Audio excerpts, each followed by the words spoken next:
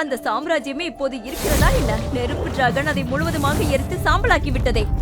அப்படியானால் உங்கள் சக்கரவர்த்தி யாரை ஆளப் போகிறார்? கருகி போன சாம்பல் குவியலையா? பிரியங்கா இன்னும் சத்தமாக சிரிக்க ஆரம்பித்தாள். அவளுடன் வந்தவர்களும் அமிர்தாவையும் சத்யஜையும் பார்த்து சிரித்தபடி அங்கிருந்து கிளம்பினர்.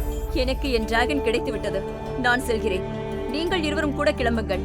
உங்களால் எந்த டிராகனையும் அடக்க முடியாது. அமிர்தா ஏதோ சொல்ல நினைத்தாள். ஆனால் சதீஷ் அவளை தடுத்து விட்டார். பிரியங்கா தனது டிராகனுடன் அங்கிருந்து சென்று விட்டாள். என்னை ஏன் தடுத்தாள் சதீஷ்? இப்போதே அவள் வாயை உடைத்திருப்பேன். எத்தனை பேரைத்தான் தண்டிப்பாய் அக்கா? அவள் சொன்னது ஓரளவு உண்மைதான். நம்முடைய முழு சாம்ராஜ்யத்தையும் நம்முடைய முழு குடும்பத்தையும் அந்த 2 டிராகன்களும் எரித்து சாம்பலாக்கி விட்டன. அமிர்தாவுக்கு அந்த திருநாள் நினைவுக்கு வந்தது. அமிர்தாவின் நிச்சயதார்த்த விழா. மகாராஜா நரசிங் நகரத்தார் அனைவருக்கும் விருந்து அளித்திருந்தார். நகரில் உள்ளோர் அனைவரும் அந்நிகழ்ச்சியில் திரண்டிருந்தனர்.